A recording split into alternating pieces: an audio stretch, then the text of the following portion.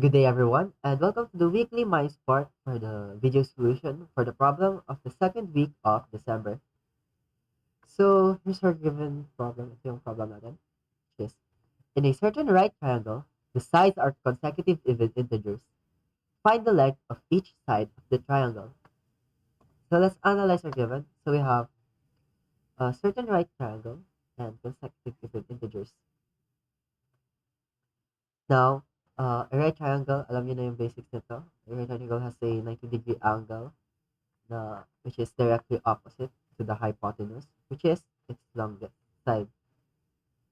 Now, using the Pythagorean theorem, since may choices, pwede nyo nang isa-isahin yan. But let's try to solve it without yung given choices. Sayang multiple choice kasi. Anyways, ang ating next given is consecutive even integers. Now, since walang numbers na binigay yung ating problem, we'll have to create an algebraic expression. Specifically, for the word consecutive, we'll be learning how to deal with the word consecutive in word problems. Now, let's focus muna tayo sa consecutive. Ignore muna natin tong even integers na yun. So, give tayo ng example ng consecutive integers. So, we have 4, 5, and 6. Now, if we want to express this as an algebraic expression, we'll need a starting point. So, ang starting point natin is 4. Say x. Yan. Or any variable will do. So, from x, we'll need to get from the next integer, which is 5. So, how do we get from 4 to 5? We need to add 1. The difference nila is 1. So, x plus 1. Ano siya? Wow.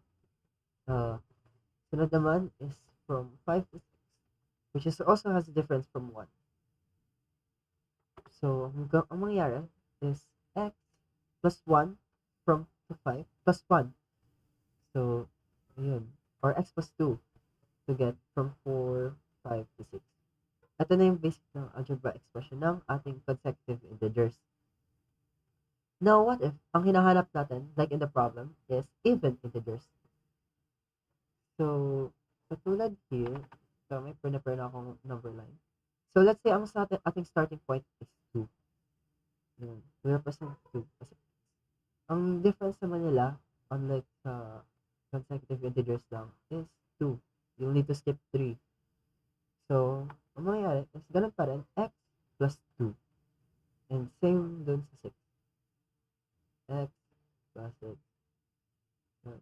So, 2, x 2 plus 2, 4, 2 plus 2 plus 2, x plus 2 plus 2 plus 2. Okay, 6. Ay, mali, 4. Alright. Ayan. So, ayan, we already represented this as an algebraic expression.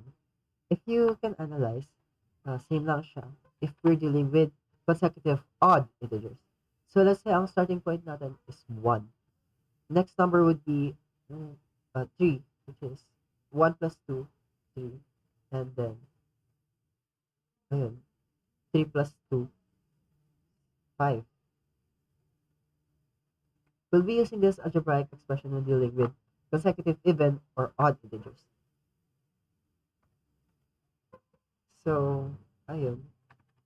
Salpak na natin to sa ating Pythagorean theorem, which is ang ating leg squared plus leg squared is equals to hypotenuse squared. So, ang ating legs is A and B.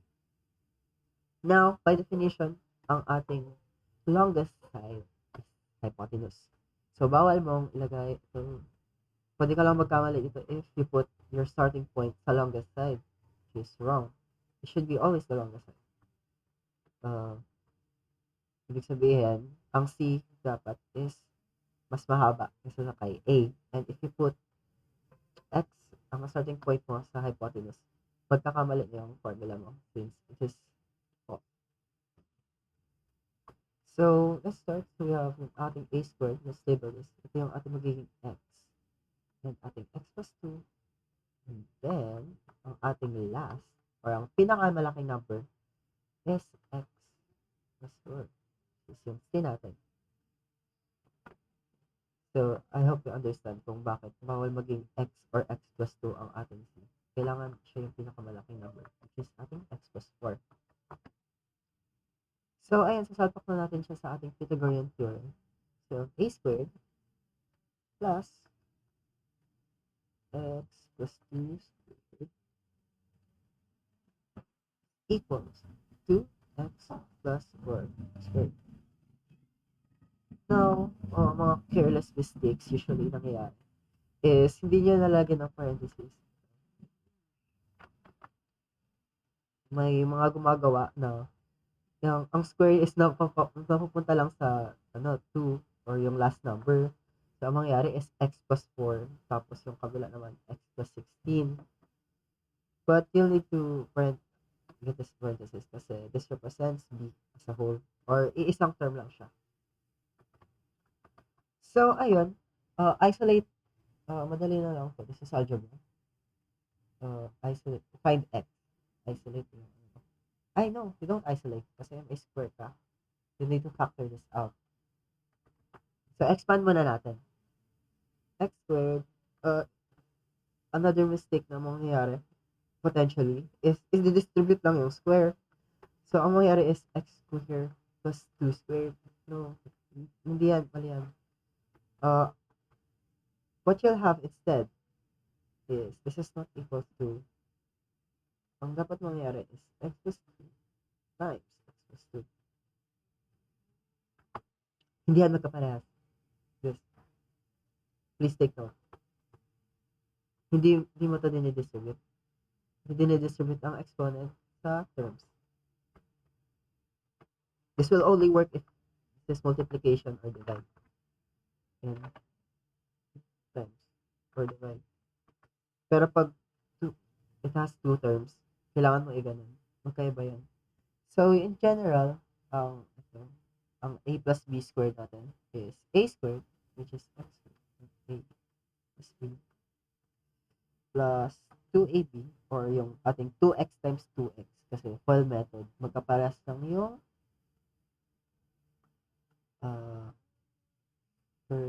first and last. Yes. Ano ba? Yan.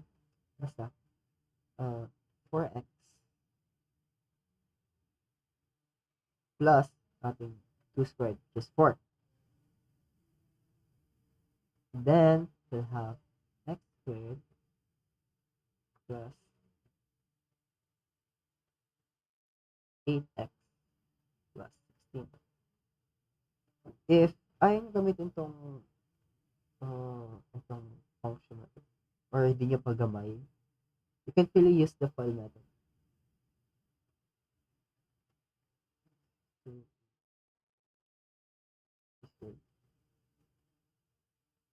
Pwede nyo gamitin yung FOIL method if hindi kayo sure.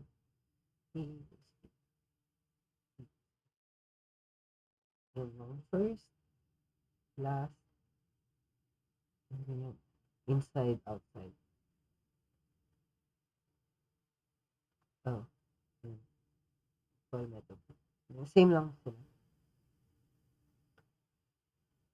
Anyway, ayun. So, since may square tayo, and hindi natin ma-isolate yung x by itself, mangyayari is magkakaroon ka ng square root if di mo sila finactor out.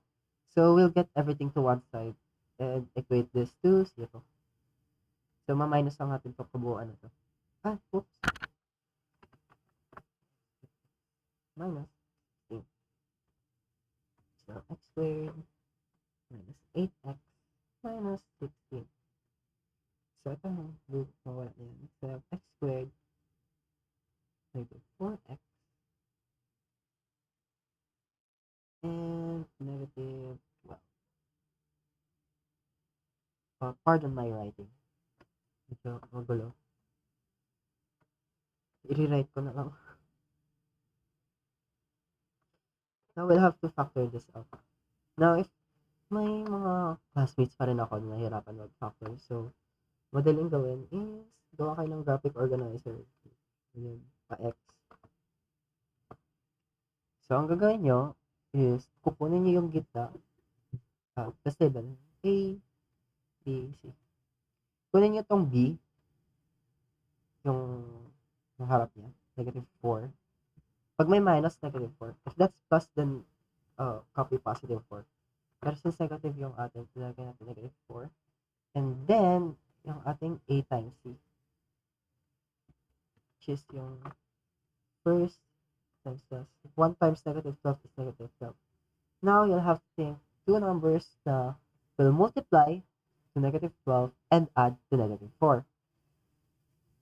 So, ang multiples ng 12 is 6 and 2. Naisip ko. Yan. Pero, since negative ang kailangan, that means isa dito is negative. And if we look at our taas, which is yung kailangan nating sum, negative siya. This means ang negative yung mas malaking number. So, we have negative 6 and 2. So, ayan. Pwede factor out na yan. And then, kukunin nyo tong dalawa na to.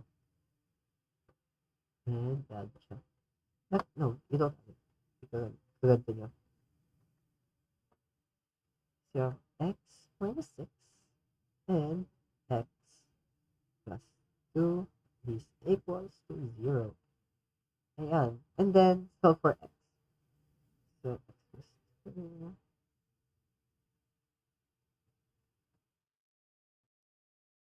2. And then, oh, wait. Sorry. X equals 6. Na. Yan. So, yan, i-check natin kung ano dito sa tama. Pero, by common sense, walang negative na distance. Astig naman yan pag may negative na distance. Unless you're dealing with vector units, I guess. Pero, in general, walang negative na distance. So, ang gagamitin natin is 6 and false solution yung 2. Although, gagana pa rin siya if you, pero wala kasing negative na, na line.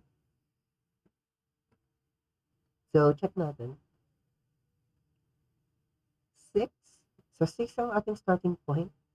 Ang sunod na niyan is x plus 2, which is 6, 8. And then, x plus 2 plus 4 is 8.